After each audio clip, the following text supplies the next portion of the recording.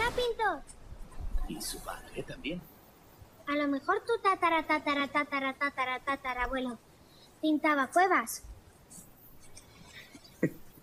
Nunca lo había pensado, pero me gusta la idea. Welcome to Carne Cruda, the album. Join us for danger, excitement, innovation. Desde el origen del arte, que a día de hoy seguimos sin saber bien cuál es, tenemos siempre la polémica también de qué es el arte. Poesía, palabra, danza, música, pintura. Siempre la misma pregunta y casi siempre la misma respuesta. No lo sé.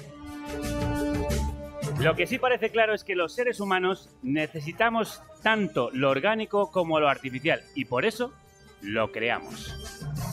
Tal vez los balbuceos del arte haya que situarlos en los momentos en los que el hombre trató de adornar su cuerpo con colores y dibujos similares a los que observaba en la naturaleza, esos que despertaban su interés y admiración, naciendo así el gusto estético.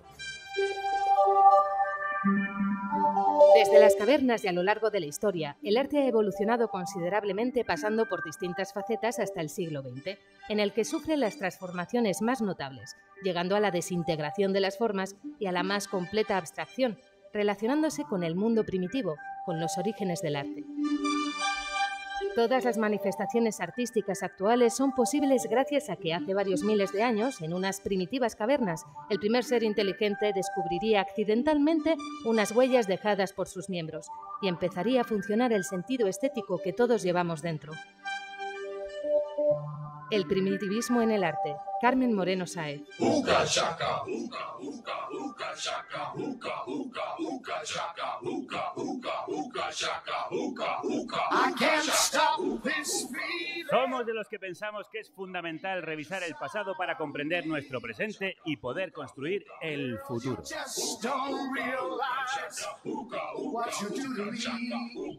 Una máxima que también sirve para conocer la historia de la búsqueda de la belleza, la inspiración, la evasión, el ocio, el arte.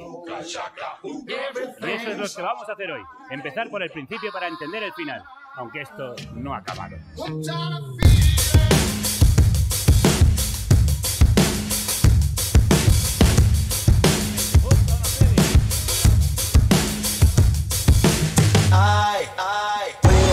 Someone to save. I wanna tell you something new. You drove us both into a wall. I drive away into the night and I contemplate for a while.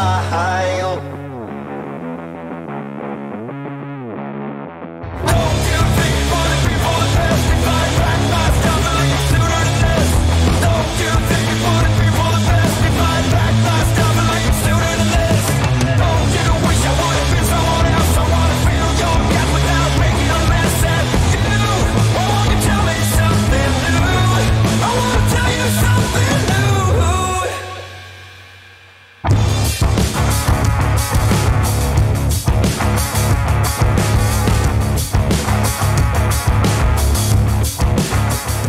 Sentimiento.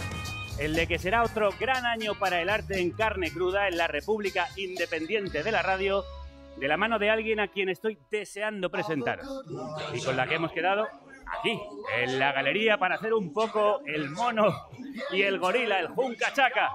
Acompañadme, vamos, entrad, que hoy vamos a ir de Altamira a los grafitis, pasando por Picasso y mucho, mucho más.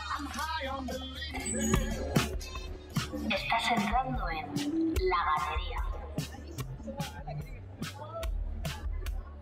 Un espacio de carne cruda con mucho arte. Bueno, bienvenidos, bienvenidas a La Galería, una temporada más con nuevos contenidos y una nueva voz, porque, familia, tenemos chica nueva en la oficina. Tenemos chica nueva en la oficina, que se llama para Sara Ruballo, y es divina. Es elegante, independiente, sonriente, inteligente, ama a la gente. es juvenil. Ella es así, es juvenil. Sara Ruballo, más conocida como la Gata Verde, la historiadora del arte y divulgadora cultural favorita de esta carnicería, que se ha propuesto llevar el arte a todo el mundo a través de sus redes sociales. ¿Cómo estás? Muy buenos días, Javier. Muy buenos días, muy crudos días. Muy crudos días, súper bien, muy contenta. Estoy como súper emocionada. Y nosotras también. Por cierto, pedazo de grafitis artísticos que llevas en la piel, de tatuaje. Llevas ahí a la Venus de Botticelli. Sí, llevo a la bella Simonetta, como se conocía en Florencia. Pero la he pintado de verde. Es un tributo entre el arte renacentista. La Gata Verde y... Claro, es que en blanco quedaba muy sosa. Bueno, esto además te lo ha hecho alguien muy cercano. Sí, mi marido, que es tatuador. Así que le mando un saludo. Y o sea, sí, a ti te va lo del arte rupestre ya de familia. Efectivamente, haremos un museo de pieles en algún momento. Bueno, y de eso vamos a hablar hoy aquí, de el arte y de los orígenes del arte. Efectivamente, el plan es llevarle el arte a todo el mundo. Y qué mejor que desde Carne Cruda y su galería. Así Empezamos que, por el principio, vamos Sí. a los orígenes. ¿Y esto por qué? Pues porque soy una historiadora del arte apasionada con todas las ramas del arte, todos los géneros, desde el principio hasta el final, por todos los lados, hombres y mujeres y demás. Y como todo me apasiona y me gusta todo y soy tan caótica, que digo... tengo que Voy a empezar por el principio. Sí, siempre. Cuando no sabes por dónde empezar, dices, venga, pues por el principio. Así que este es mi plan, ¿sabes? Muy bien. Como diría Julio Anguita, programa, Yo normalmente tiro a lo de contesto. Este es el principio de mi plan cuando hago los planes de estudios para mi gente y enseño historia del arte. Mi plan es eso. Contexto. No lo olvidaré. Bueno, pues contextualicemos entonces. ¿Desde cuándo hacemos arte? ¿Solo los humanos hacemos arte? ¿Por qué hacemos arte? Oye, ¿cuántas preguntas? O sea, ¿Qué es el arte? Pues vamos por partes, ¿vale? Morirte de frío. Sí, eso es un clásico, pero parece ser que desde los primeros homínidos del Paleolítico, ¿vale? Los últimos estudios dicen que ya no son el Neolítico, sino el Paleolítico, Ajá. mucho antes. Es un periodo que va de los 2,5 millones de años para atrás, ¿vale? Hasta hace unos 12.000. O sea que... Pues un periodo muy, muy largo, ¿eh? El más extenso de la humanidad, de hecho. Todo, él es el más grande y de hecho es tan grande que conseguimos ver un montón de evoluciones artísticas en ese periodo, mola un montón. Lo que luego se va acelerando a lo largo de los años, aquí pasa todo en un mismo periodo, pero es que juega con ventaja. ¿Y ahí hablamos de todo tipo de arte o...? Pues resulta que los pinitos artísticos, pues resulta que los empezaron a hacer las personas del Paleolítico, tanto en paredes como en todo tipo de materiales a la hora de esculpir, o sea que realmente tenemos bastantes manifestaciones artísticas, incluso pues eso, se pusieron a poner megapiedras de pie, ahí vamos. Pero todo esto está en plena investigación porque la historia está viva. Vive. Está vivo. Está vivo. Sí, está vivo. Está vivo. Está vivo. No puede ser. Está vivo. ¡Frankenstein está vivo! Respecto a la segunda pregunta que me has hecho, que es que si solo los humanos hacemos arte, pues te respondo a la gallega. A ver. Con otra pregunta, que ¿es que acaso los animales no hacen arte? ¿Ah? Piensa en un momento en esos pájaros que hacen unos nidos brutales. Cierto, muy cierto. O unos hormigueros, esos termiteros gigantes Sí, hechos señora. por miles de obreras. Bueno, vamos a ver, una colmena es una obra de arte, una telaraña lo es, absolutamente. Efectivamente, por ahí vamos. Entonces, claro, la pregunta es esta, ¿no? ¿Somos los únicos que hacemos arte? Eso, ¿qué es el arte? Y desde luego hay bastantes humanos que son más animales que los propios animales. Sí, eso está claro. Hay gente bastante menos artística que muchos de los animales que conocemos. Sí. Bueno, ¿y por qué hacemos arte? Bueno, pues yo creo que hoy en día, con la liberación de las artes, cada artista tiene sus propios motivos. Esto está clarísimo. Pero sí que es verdad que si nos remontamos a un pasado prehistórico, que es el tema de hoy, pues resulta que siempre nos han contado que el arte tenía un fin mágico o chamanístico, ¿no? Como para animar a la fertilidad y la caza y todo esto. Rollo de que si me pinto un búfalo en mi cueva, al día siguiente lo tengo a mano, ¿no? Sí. Pues bueno, pero lo cierto es que no tenemos prácticamente ni idea, o al menos... No lo sabemos con certeza, ¿no? Exacto, y hay muchísimas teorías. A mí personalmente, como contadora de historias que soy, me gusta mucho pensar que las imágenes son como un soporte visual para enseñar y contar otras historias. Ujú. De hecho, mi amigo Ignacio de Lerma, pues lo que cuenta es que efectivamente desde un pasado muy remoto, mucho más antes de lo que pensábamos Sí, hasta hace poco, como acabas de contar. ¿sí? efectivamente se dedicaban a todo esto. Así que bueno. Y una cosa, Sara, ¿quién pintaba? Pues me alegra mucho que me hagas esa pregunta. Porque justo se lo pregunto a mi amiga Margarita Sánchez Romero, Sí. ¿vale? Que es mi compañera en el condensador de flujo. Un abrazazo para ella y para todo el equipo de ese pedazo de programa de Duodenal que es el condensador de flujo. Sí. Nos estrenamos enseguida, además, otra vez. Sí, ya estamos deseando que volváis. Así que, bueno, pues el caso es que, aparte de ser una prehistoriadora y catedrática de la Universidad de Granada, también es la vicerrectora, que no me sale la palabra, Sí. de Igualdad, Inclusión y Sostenibilidad.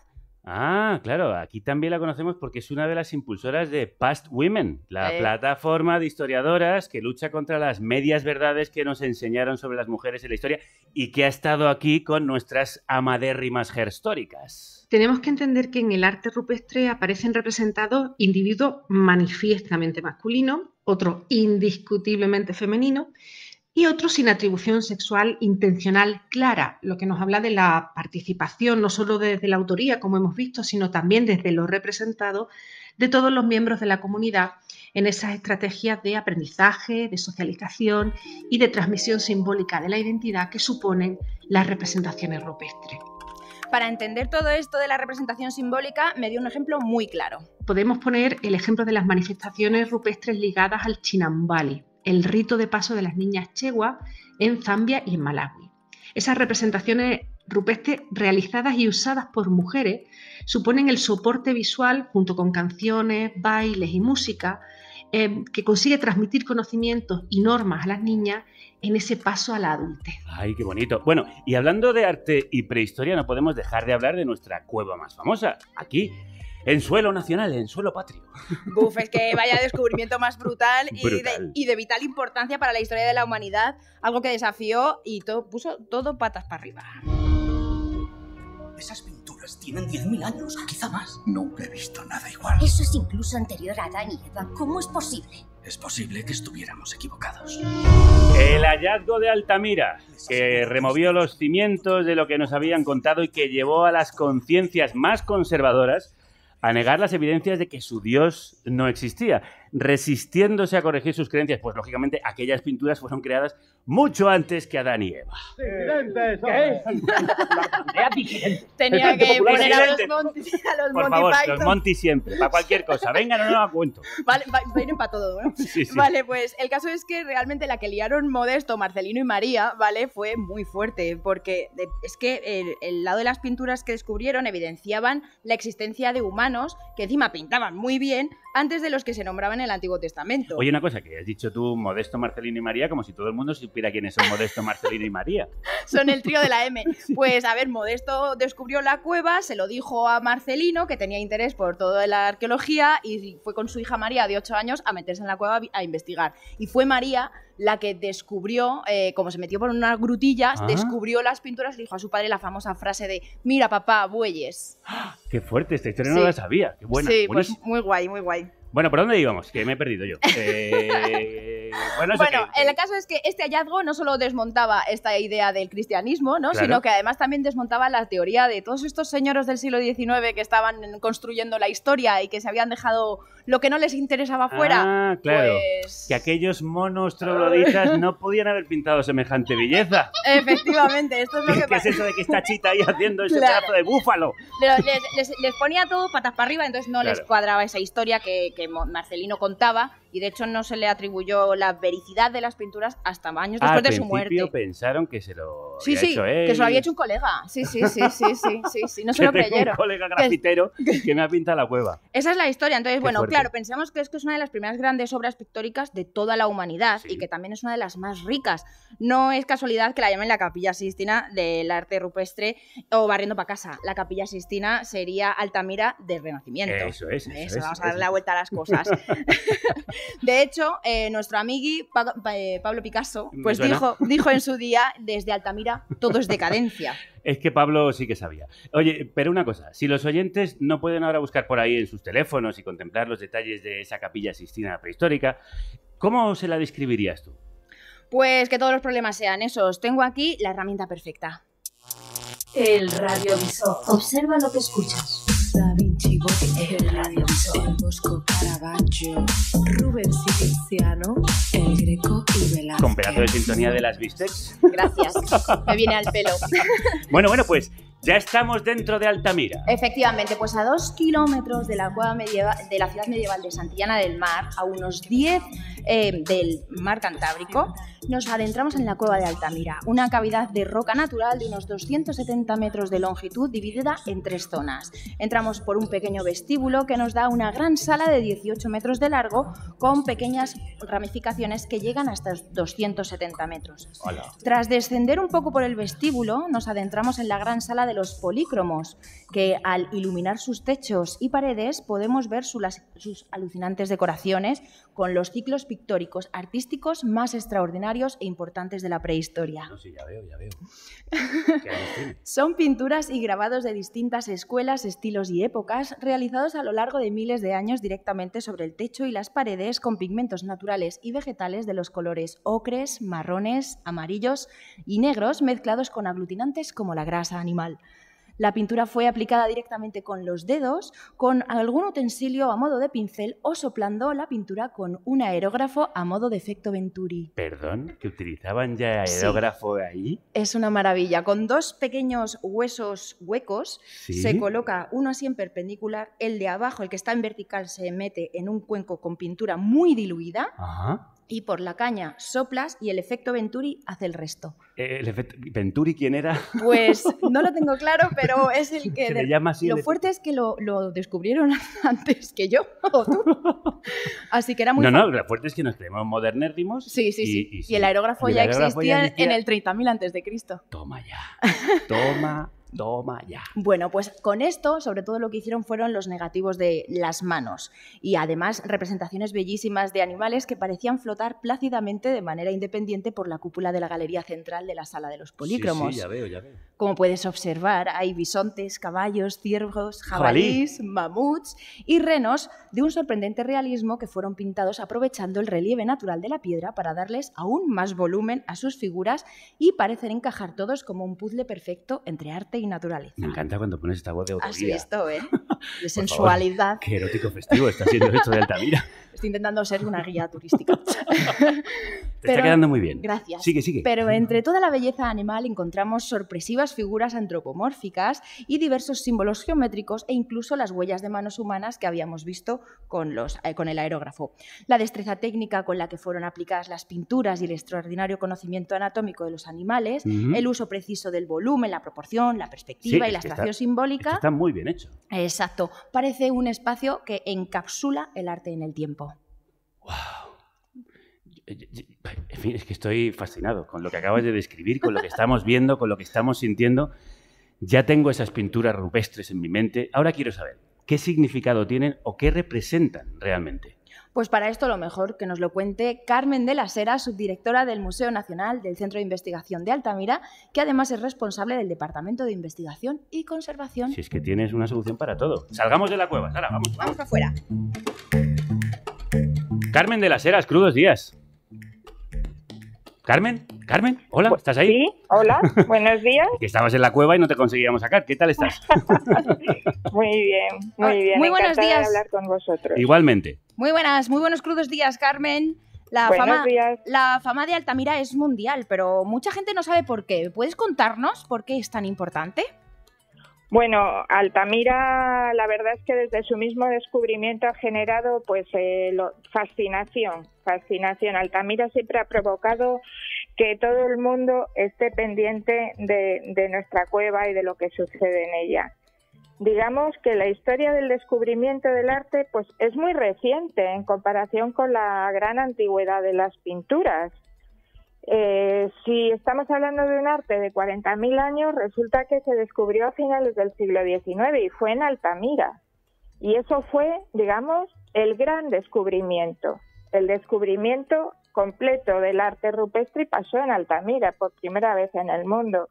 Fue un descubrimiento que no se reconoció y, bueno, pues 141 años después, que es hoy, en la actualidad, pues Altamira se dice pronto, 140.000 colectivo. Absolutamente.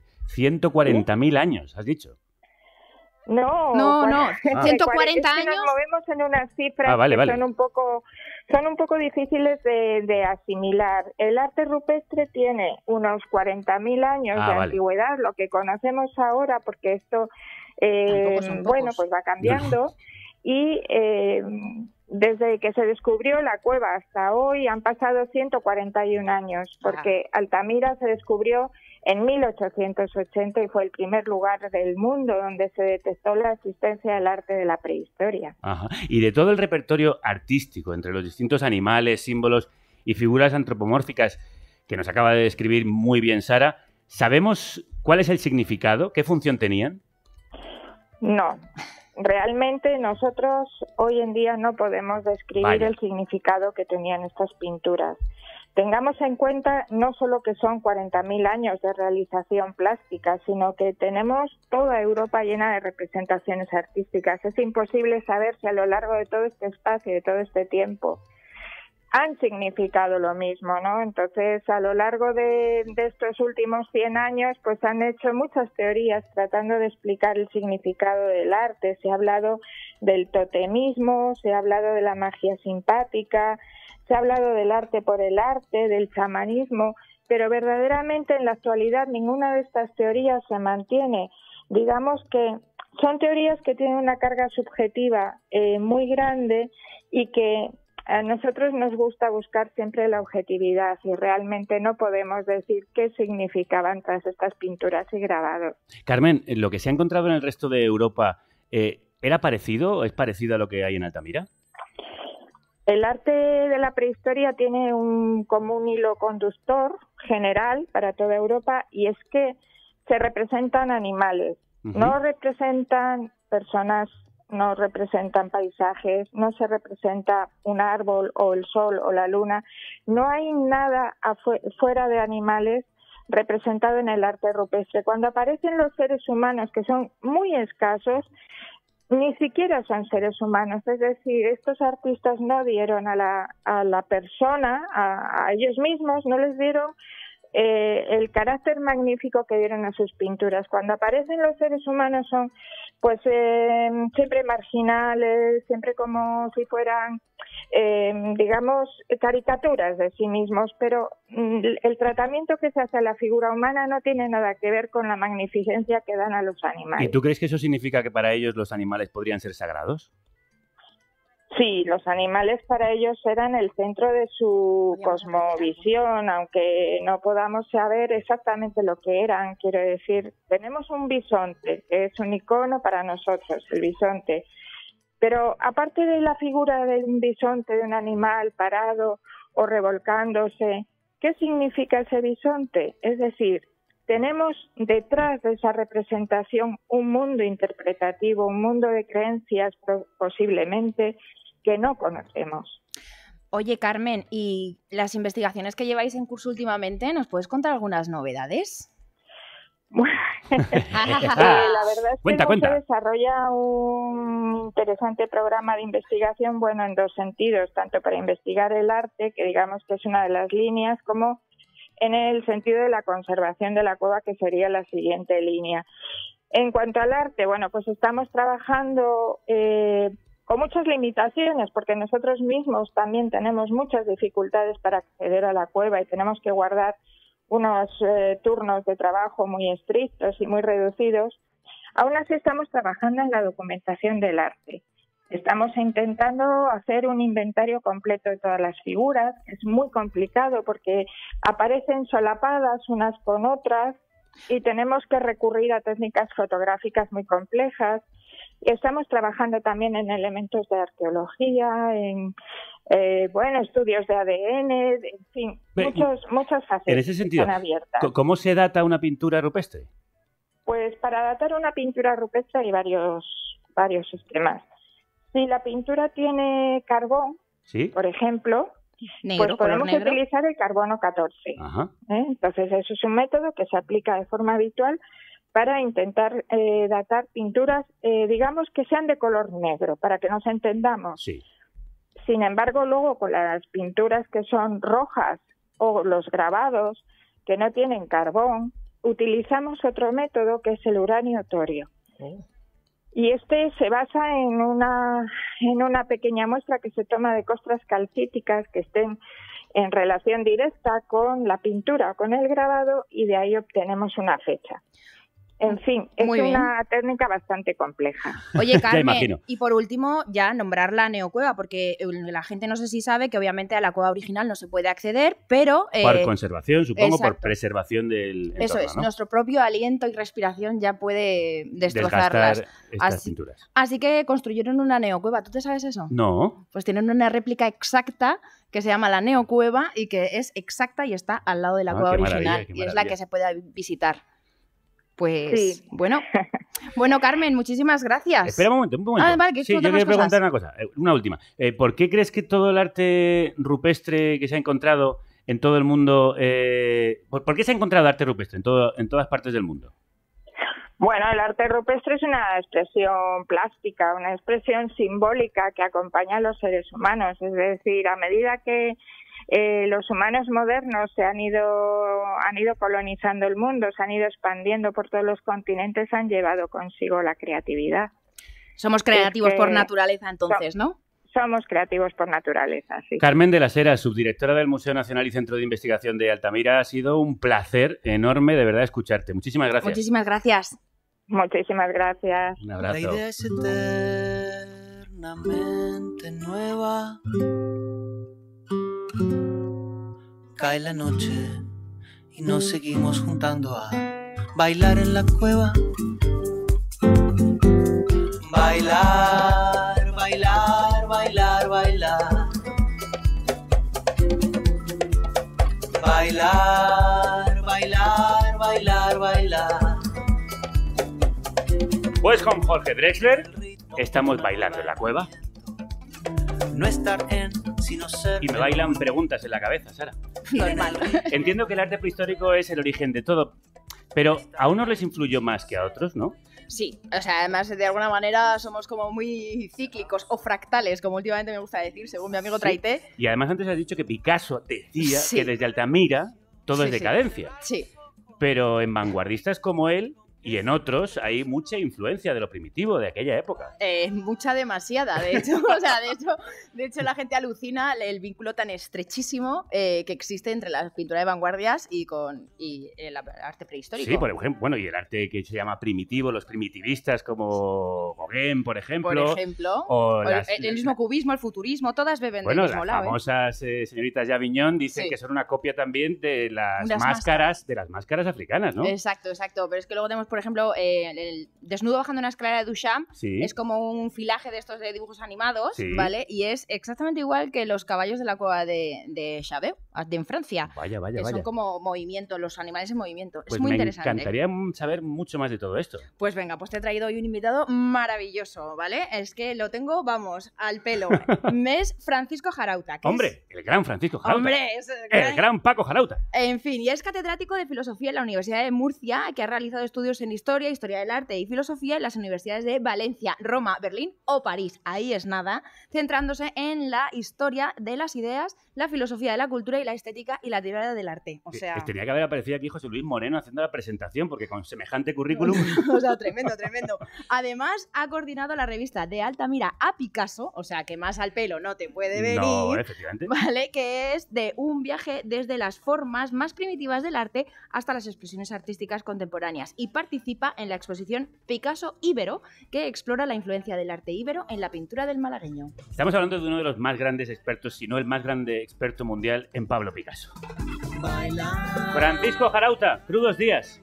Buenos días, un placer oíros. Igualmente. Hola Francisco, ¿qué tal? Muy buenos días. ¿Qué tal, Sara? ¿Cómo estamos? Feliz día también. Muy bien, querría empezar preguntándole una cosa. ¿Es posible que en su forma, que no en su concepto, el arte sea cíclico? Hay al margen de lo que son los feedbacks que se frecuentan a lo largo de las épocas, lo que domina es la necesidad del ser humano de representar una parte de la vida, de su experiencia, y el arte juega un papel fundamental. El gran antropólogo Descola digamos, discípulo de Lévi-Strauss, hoy lo podéis ver en Le Monde, Sí. acaba de editar su libro Les formes divisibles. La forma de lo visible. Eso, las formas de lo visible. Es lo mismo que se trate de una pieza llamada Altamira o Lascaux, o las llamaremos pigmentaciones de las cuevas de Argelia en pleno desierto, que luego esas formas que fundamentalmente, por lo que acabáis de introducir, nacieron de la fascinación de finales de siglo por el arte africano. Ajá.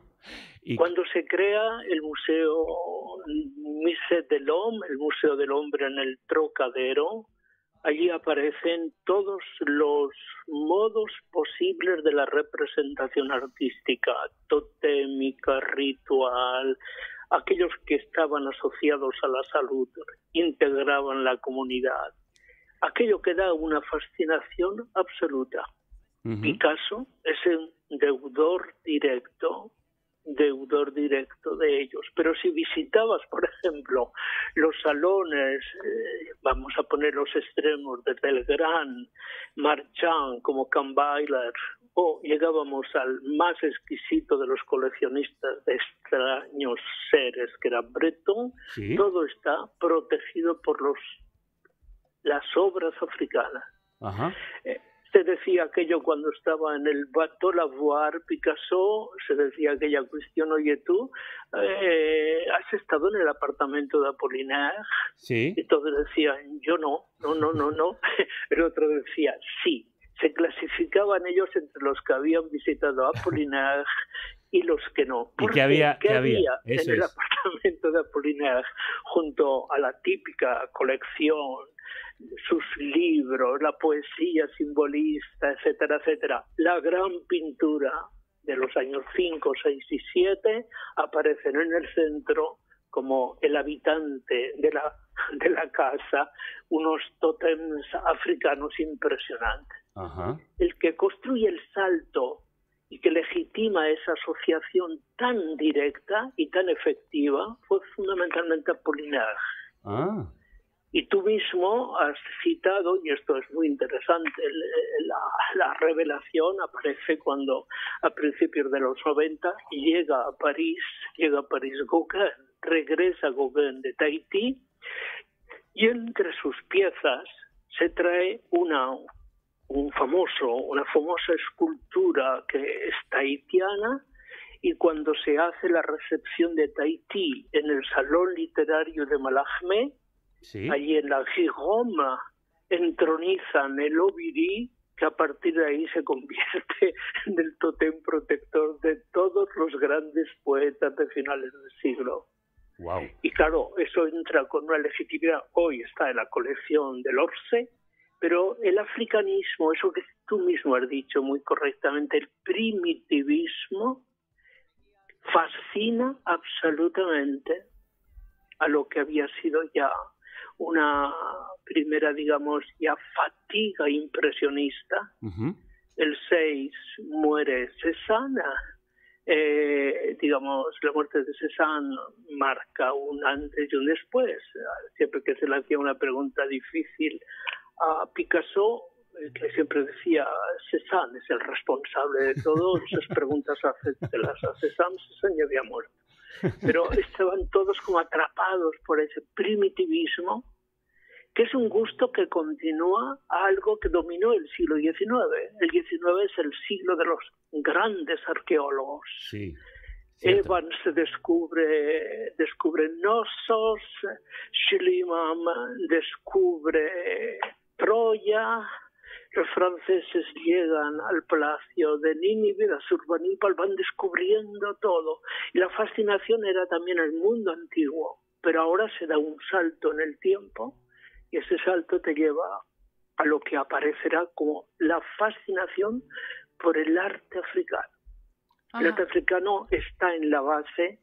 Si visitáis o tenéis en manos, yo he trabajado mucho este tema, Sí. los 7 cuadernos preparatorios para Le Demoiselles d'Avignon. Lo que hace Picasso es transcribir y comprar. Comienza a comprar con una gran ansiedad piezas africanas y muchas están representadas en las definitivamente demoiselles, Sí, que ocupan el cuadro que según Breton comienza el arte moderno. las señoritas de Aviñón. No se podría entender, por tanto, el arte moderno sin ese arte primitivo, de procedencia fundamentalmente africana. Y se podría entender, Francisco, el arte de hoy sin Picasso, sin obras fundacionales como las señoritas de Aviñón o sin el cubismo. Digamos que marcó, hay dos viajes en paralelo y quizás tres.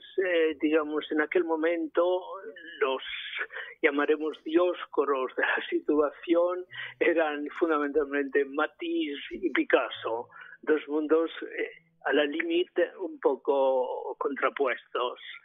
Alguien ha dicho que un día que Picasso ve los cuadros que Matisse ha pintado durante el verano y regresa, le produce tal irritación, calma, luxe, volonté, dice simplemente "Mère de Tivera", se traduce, y ya lo vas a ver. La que Matisse ha estado incluso, digamos, en el punto de mira de Picasso, y alguien ha dicho que las demoiselles han sido pintadas contra Matisse, pero él, que trabaja de una forma tan obsesiva durante prácticamente desde junio del 6 a julio del 7, que queda agotado, el que es un exhibicionista, cuando ha terminado el cuadro se hace una imagen bajo la voix y el cuadro desaparece. Él, que era realmente una persona que le gustaba mostrar casi hasta la provocación, desaparece el cuadro, se lo cuelga en la casa de un amigo y alguien dice: oye, he visto una obra extraordinaria, hasta que llega al salón del 16 y después Breton será el que diga: es el cuadro fundador del arte moderno. Obviamente tu observación, que es tan interesante, el recorrido del viaje seguirá, pero también habrá los otros grandes efectos. Nacerá la abstracción, el Picasso del cubismo pasará después a la figuración clasicista del año 21-23, volverá a construir aleatoriamente y con esa capacidad creativa. Francisco, eres una lección constante de artes. Sí, es una cueva de sabiduría, ¿eh? Es impresionante. Está siendo impresionante escucharte, pero tenemos que continuar nuestro viaje. Nos gusta muchísimo. El vuestro es mucho más interesante que lo que yo comento. Para nada. Estamos aquí con las orejas más abiertas de lo normal. Siempre en la base de todas las culturas. Nosotros, porque creemos que hemos hecho todas las etapas, que fuimos románicos, fuimos góticos, fuimos renacentistas, barrocos, neoclásicos, románticos, realistas, es decir, lo hemos sido todos. Pero cuando tú entras en otras culturas, por ponerte un solo ejemplo, uno de los premios más importantes del mundo en el campo del arte es el premio del emperador de Japón. El año pasado, el último emperador, antes de presentar su abdicación, el premio se lo da a un artesano que construía sus porcelanas con técnicas del siglo XIV. Para recuperar. Eso, mirada hacia atrás, que es el reconocimiento del valor añadido a una técnica que hace aquella porcelana, los blues, los azules japoneses, que hacen que casi no pese nada, obtenga una protección del calor extraordinaria. Hay ese viaje.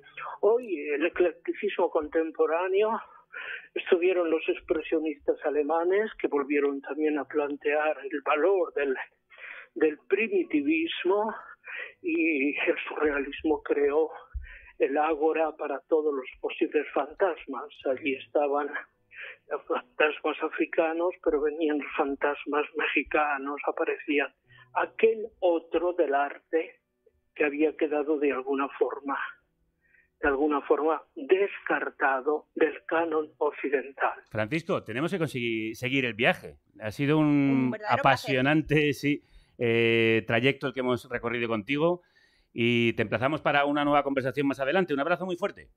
Cuando queráis, un abrazo muy fuerte a vosotros y muchas gracias.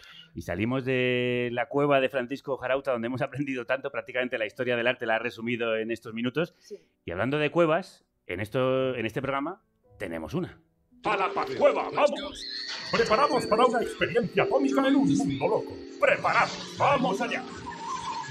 Bienvenidos a la Pazcueva. Ven, sígueme. Por aquí, por la escalera. Hola, ¿hay alguien ahí? Tac, tac, tac. Sí, adelante, pasad. Oh, pero Galeana, ¿qué tal? ¿Cómo estáis? Hombre, estaba escuchando, me habéis pillado con los Crispis escuchando el programa nuevo de Me arte. estaba gustando, ¿no? Supongo. Encantada de teneros aquí a los dos en mi casa, me pilláis con el desayuno. Bueno. ¿Queréis tomar algo? ¿Estáis bien? No, gracias. Sí, solo bajamos un momento. Me alegro de que te guste. La verdad es que está siendo muy interesante lo que nos están contando hoy. Por cierto, ¿qué camiseta tan chula me llevas? ¿Te gusta? ¿De qué me suena esa ilustración de niño vestido de zorrito? Es muy tierno el dibujito. Sí, ¿verdad? Es tierno. Pues a mí me lo parece, pero decían que este tío, Maurice Senda, que era el ilustrador, Maurice Senda, que era bastante oscuro, decían de él, pero bueno, a mí me gusta un montón y me parece que no lo es. De hecho, espera un momento, que tengo aquí en la librería, en la estantería. A ver, espera. Sí. Tengo su cuento, mirad. A ver, lo dejo. Echar un vistazo. Y veis qué tierno es, que es buenísimo. Donde viven los monstruos, claro. Me lo tienes que dejar para mis niños, por favor. Sí, bueno, este es un mitiquísimo Sí. cuento. Hay peli, ¿no? Sí. Era de los años 60 la ilustración, por eso te suena de tu época, a lo mejor, de cuando eras pequeño. Yo no había nacido, Galeana. Perdón. No, pero bueno. hay peli, yo juraré que hay peli. Hizo Spike Jonze, que me flipa este hombre, os voy a contar cosillas de él. Spike hizo Jonze. una peli que se llamaba Donde viven los monstruos, que eran unos Muppets de esto, como los de Jim Henson gigantes, que estaban con un chiquillo por ahí corriendo y haciendo todas las aventuras del cuento. El cuento es muy corto, da para poco, pero a este le dio para hacer una Las película. ilustraciones son chulísimas. Toma, Sara. Lo ponemos así. Sí, para que lo vean por el Instagram, en el Twitch, que también estamos en directo, por cierto. Efectivamente. Oye, y me suena además la banda sonora, que era de Arcade Fire, Era que de la has puesto. El tema principal era de Arcade Fire, pero en realidad la banda sonora la hizo completa, la diseñó y la estructuró una tía que se llama Karen O. Mira, te voy a poner la canción de Karen O así más sonante de la peli, que aparte de la de Arcade Fire era esta. A ver. ¿Te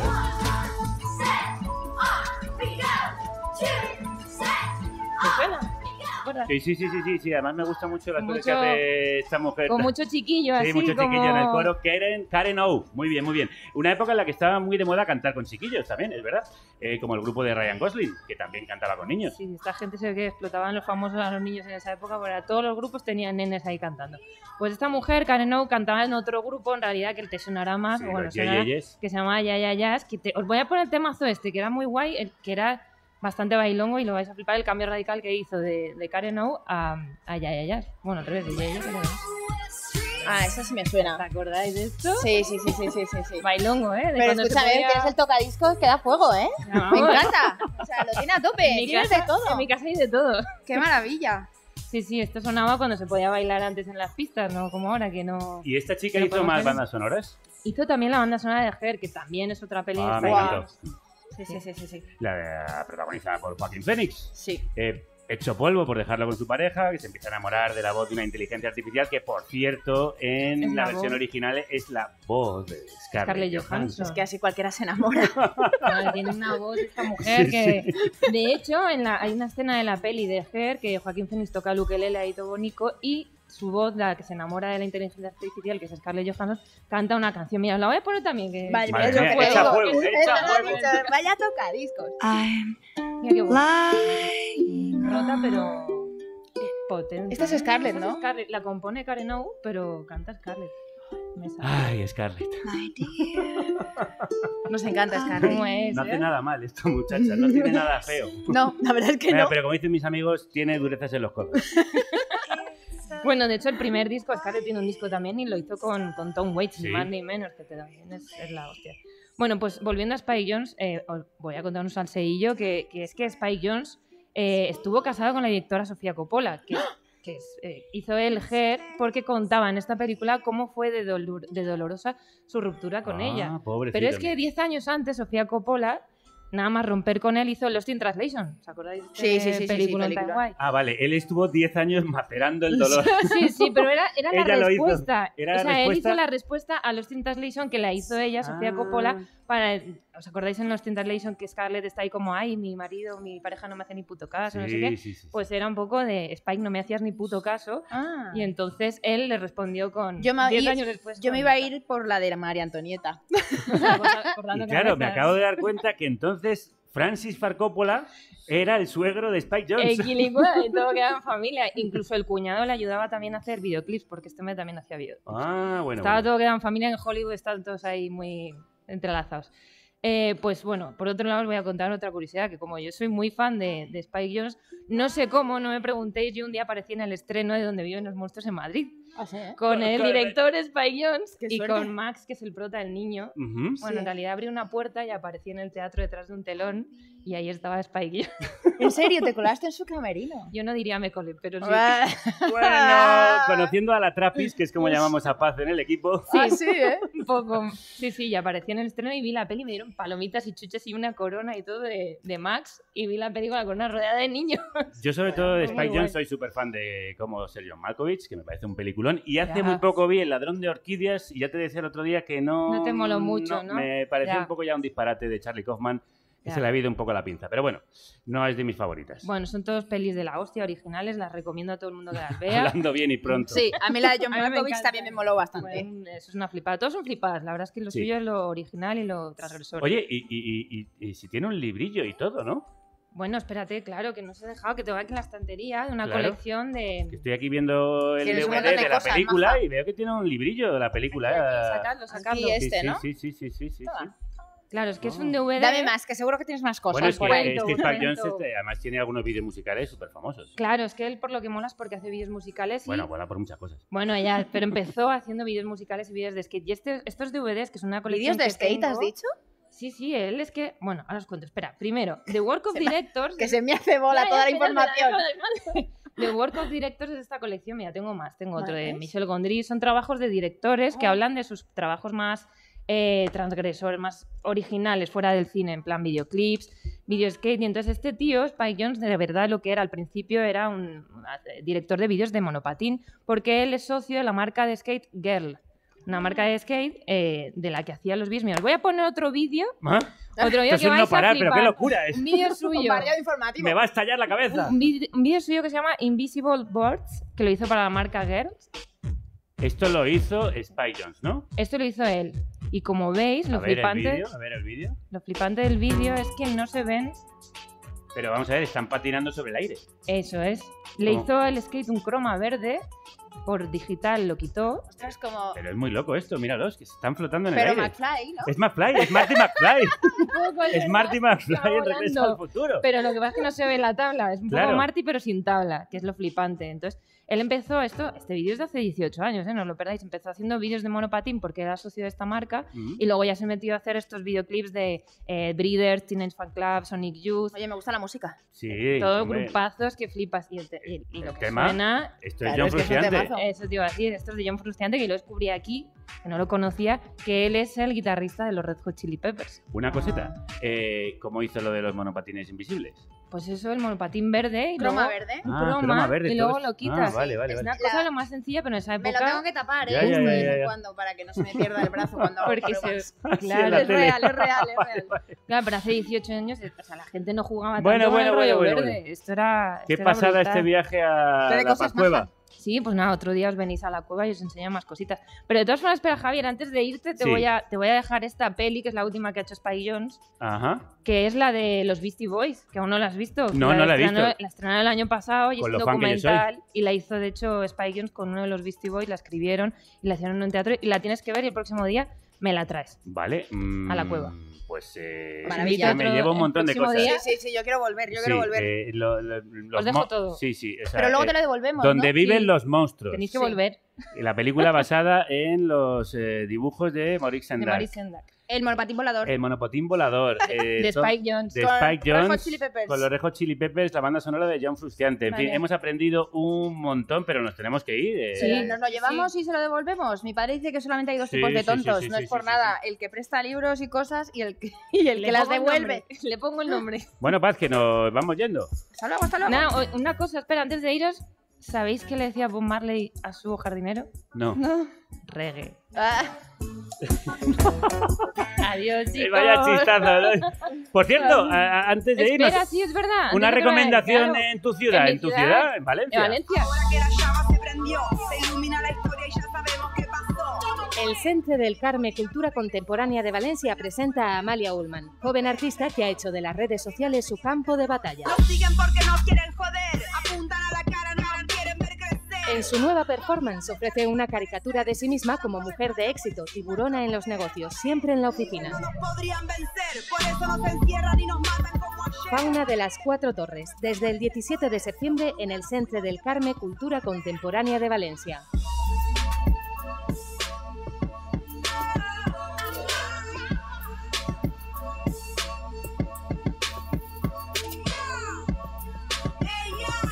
El próximo viernes 17, además, nos vamos a Valencia, sí, para hacer un programa especial en directo desde la plaza del Ayuntamiento de la ciudad, un programa al que estáis todas invitadas a las 8 de la tarde.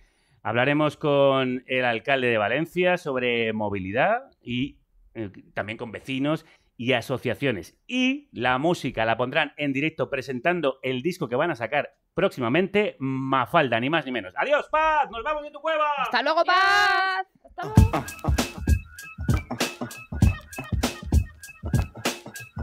Vaya, la salida de esta cueva es directamente a la calle.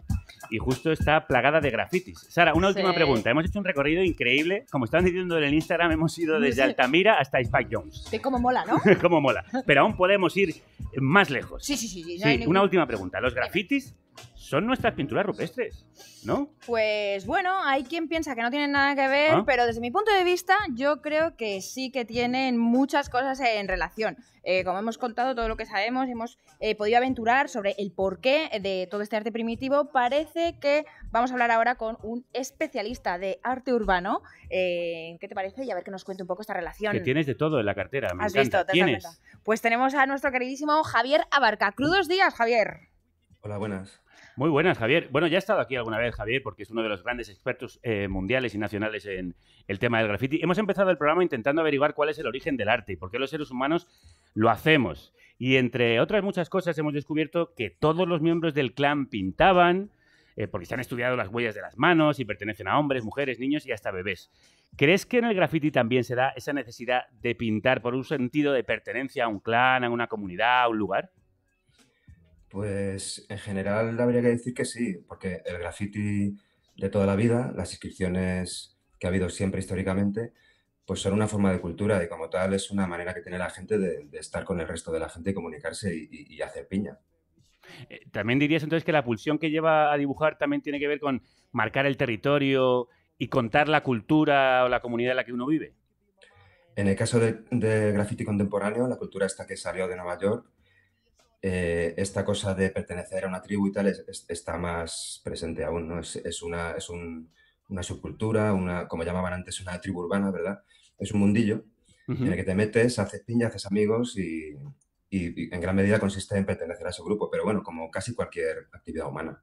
Oye, Javier, y hemos comentado antes, cuando hemos pasado por la cueva de Altamira, que las pinturas se adaptaban a los relieves de la propia roca, de las paredes y de los techos, y algo así ocurre con el graffiti, ¿no? Es ese juego entre la pintura y el espacio del que se dispone.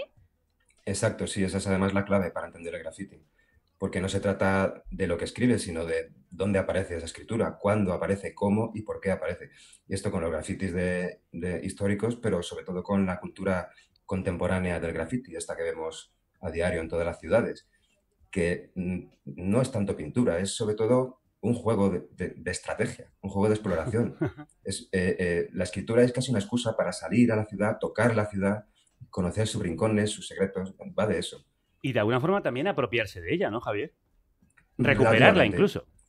Más recuperarla quizá iría mejor encaminado. Sí. Apropiarse es relativo. Se piensa en esos términos, pero en realidad no al hacer graffiti no se trata de que la ciudad sea del escritor. Al revés. Se trata de que el escritor sea de la ciudad. Ajá. Ah, bueno. O sea, tú como escritor juegas con la ciudad, pones ahí tu pequeña aportación en todo el mogollón de cosas que es la ciudad. Y el impulso ese de posesión no existe. O sea, la gente pinta graffiti sabiendo que va a durar muy poco. Claro. Y no hay ningún drama cuando desaparece el graffiti, es más espacio.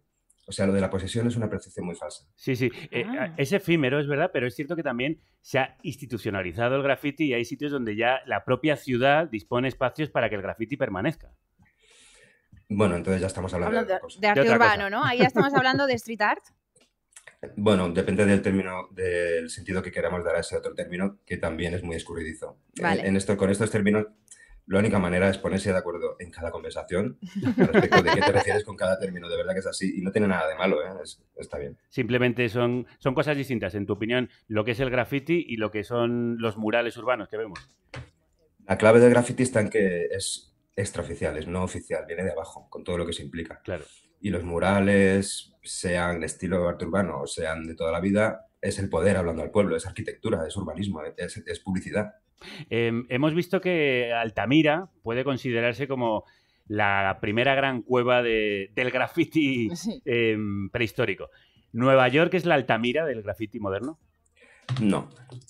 Nueva York es solo la cuna de una de las varias culturas contemporáneas del graffiti que ha surgido en el siglo XIX y sobre todo el XX.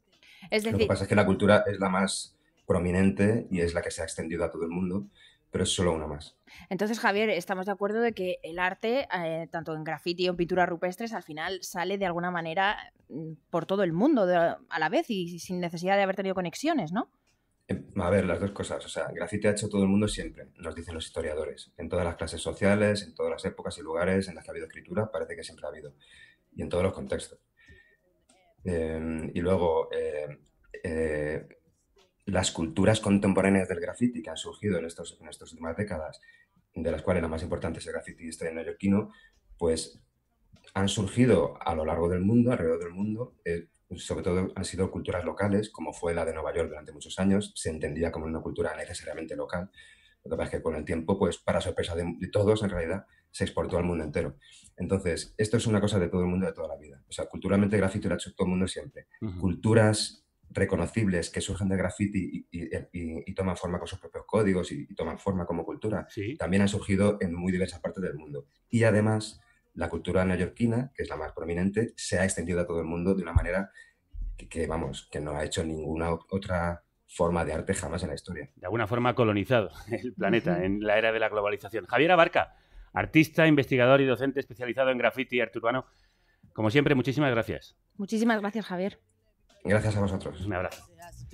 Bueno. Sara Ruballo, la gata verde, vaya paseo sideral por la historia del arte que te has marcado en tu programa de estreno, con la ayuda, hay que decirlo, de Violeta Muñoz. Hombre, sin que ella se ha pegado ahí una currada con el guión, y de Paz Galeana en su Paz Cueva.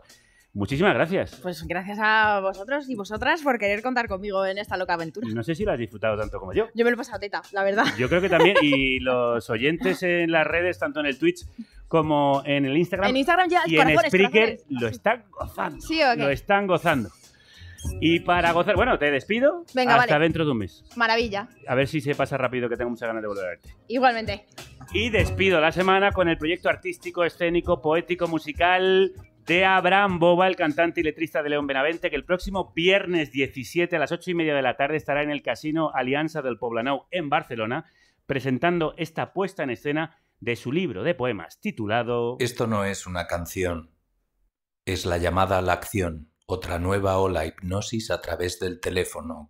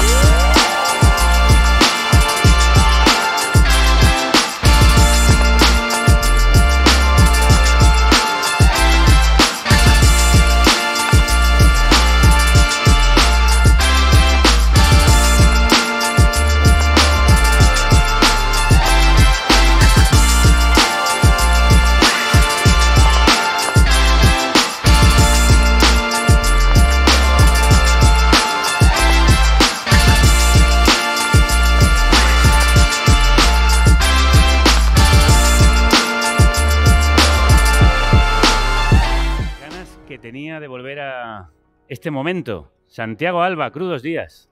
Pues no quiero decirte yo, Javier, he echado muchísimo de menos. Todo un verano sin ti. Estar contigo. Sí, se me ha hecho eterno. De Carne Cruda.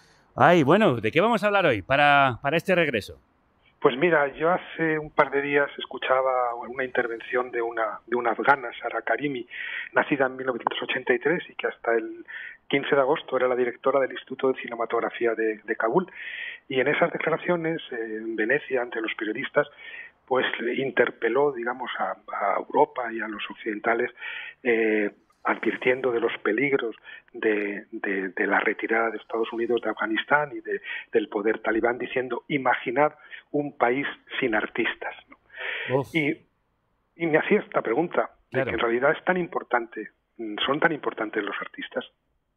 Pues yo creo que sí, que son fundamentales para contar el alma de un pueblo. Pues para algo deben servir cuando en realidad tenemos siempre la sensación de que el solo hecho de hacerse esa pregunta de alguna manera cuestiona la existencia de algo que damos siempre por supuesto, ¿no? Sí. Pues como el color de la nieve, ¿no? O sea, si nos preguntamos, ¿la nieve es blanca? Pues acabamos como poniendo en cuestión su blancura. Pero ¿y por qué serán tan importantes los artistas? No ¿En tu opinión cuál es?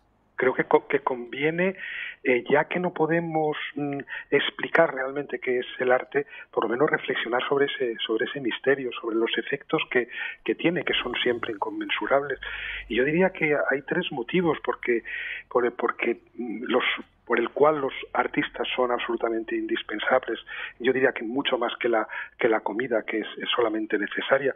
Y estas tres pues tienen que ver con la primera, el hecho de que de alguna manera los artistas nos obligan a pararnos, ¿no? El arte es aquello que nos hace pararnos. Yo siempre en muchas conferencias cuento ese último relato de Franz Kafka, que escribió en 1924, antes de morirse, que se llama Josefina, la cantante, o El pueblo de los ratones, en el que habla de un pueblo de los ratones completamente absorbido por las tareas de la supervivencia, que vive en medio de pasadizos celerísimos donde los ratones corren de un lado para otro, obstruyendo grietas por las que se puede deslizar alguna amenaza y reuniendo comida. No tienen tradiciones ni memoria, no son capaces ni siquiera de educar a sus hijos, porque apenas nacen los hijos ratones también desaparecen en los pasadizos. Y en medio de este tráfago infinito, pues de pronto Josefina se para en una esquina y con empaque de soprano rompe a cantar a Josefina. No, Josefina es una ratona como todos los otros ratones, y además, como dice el narrador, ni siquiera canta bien, emite un chirrido muy parecido al que emitimos todos los ratones, y sin embargo, cuando Josefina se para en ese rincón, se detiene el flujo y todos se paran a escuchar a Josefina, que pretende emitir coloraturas de grande ópera, pero que en realidad está emitiendo un chirrido de ratón. Y además se para todo el mundo poniendo en peligro de alguna manera la supervivencia de la comunidad, que interrumpe sus tareas de pura supervivencia. Bueno, eso ya estaba en Altamira, que interrumpen sus tareas de supervivencia para ponerse a pintar, ¿no? Pues exactamente, yo creo que sí. Yo sé que había estado hablando de Altamira, y más allá de lo que, pues yo no entiendo nada de arte rupestre, pero más allá de para qué sirvieran desde un punto de vista antropológico o cultural esas pinturas, a mí lo que siempre me sacude al mirarlas es esta impresión que tengo de que ahí está ocurriendo algo decisivo y auroral. Es el hecho de que, en efecto, los primeros humanos de pronto se separan. ¿Y se paran para qué? Para verse vivir, ¿no? Para saber dónde viven. Es muy impresionante el hecho de que de pronto no se conformen con vivir el presente, en el que desaparece la conciencia y la memoria, como en el pueblo de los ratones de Josefina, sino que de pronto se representan. Vuelven a presentar la realidad, hay que presentarla dos veces para tener conciencia de ella. Y esa conciencia, que yo creo que es algo verdaderamente inaugural en la evolución posterior de la humanidad, pues está claramente relacionada ya con el arte. Santi, acabas de dar una de las más preciosas definiciones que yo creo haber escuchado sobre lo que es el arte. Pararse para verse vivir. En realidad podría resumirse así lo que hace el hombre cuando crea. Pues yo creo que sí, Javier, yo creo que es eso, es pararse para verse vivir y para ver también dónde estamos, ¿no? Hay un poema que me gusta mucho de Tonino Guerra, el que fue gran guionista de Fellini, que además era un gran poeta en dialecto romagnolo, que dice solamente esto, ¿no? Dice, ¿qué es el aire? Eso que se ilumina alrededor de tu cabeza. Y eso estaba ya un poco en Josefina la Cantora, cuando se para, todo se ilumina alrededor de la cabeza de Josefina que canta, y lo que se ilumina es pues la propia existencia del pueblo de los ratones, su fragilidad, su precariedad, el hecho de que en definitiva vivir es siempre correr algún riesgo, y creo que eso pasa pues con la música, que ilumina el silencio que lo envuelve, pasa con la poesía, que revela todo el lenguaje que hay a su alrededor, y desde luego pasa con la arquitectura, que ilumina el espacio, como decía Heidegger, y pasa con la pintura o con el arte gráfico, ¿no? Que contiene mucho más espacio. Hay mucho más espacio dentro de un cuadro que fuera. Ese aire del que hablaba Tonino Guerra no es más que el aura de la que hablaba Benjamin. De la que habla Benjamin, está bien pensado. Fíjate, nos hubiera ocurrido, Javier, creo que en efecto es el aura también, el aura del que hablaba Benjamin, y que desaparece en la época de su reproductibilidad técnica, ¿no? Pero creo que de alguna forma no podemos olvidar hasta qué punto el arte, en efecto, la primera explicación del arte tiene que ver con el hecho de que nos para vernos vivir, y por lo tanto para generar un aura a nuestro alrededor que yo creo que, a pesar de la reproductibilidad técnica, no se ha perdido, se ha desplazado, ha adquirido otras formas muy amenazadas también por el mercado. Claro, en ese sentido también los supermercados del arte, que es en lo que actualmente se ha convertido desgraciadamente ese tráfico de obras. Pues fíjate, sí, porque no hay que olvidar que el museo nace en realidad como un proyecto populista para poner a cubierto las cosas de mirar, o sea, esas cosas que no podemos ni comernos ni usar, que es una división antropológica elemental que han compartido todos los pueblos y culturas del mundo, ¿no? Distinguir entre cosas de comer, cosas de usar y cosas de mirar, y reservar un espacio que podía ser religioso en otros momentos y que ahora es claramente artístico, que llamamos artístico, para las cosas de mirar, que incluyen naturalmente las cosas de escuchar y las cosas de leer también. Y es verdad que el museo originalmente nace como un proyecto de emancipación y de nacionalización de la obra de arte, ¿no? Desde el británico, que nace en 1753 como nacionalización de una colección privada muy grande, al Museo del Louvre, que está claramente vinculado a la obra de la Revolución y enseguida a Napoleón, y a este fascinante personaje que se llama Dominique Vivant Denon, que muere en 1825 y que es el primer director de lo que luego sería el Museo del Louvre. Con esta ambigüedad, ¿no? Porque en realidad reúnen en el Louvre todas las obras de colecciones privadas de aristócratas para ponerlas a disposición del pueblo liberado, pero al final tiene esta ambigüedad de que se convierte también el Louvre en un proyecto de centralización colonial de obras saqueadas en otros países del mundo. Claro. Y hoy eso ha devenido en lo que yo decía, ¿no? En ese supermercado en el que nos comemos el arte prácticamente como si fueran palomitas.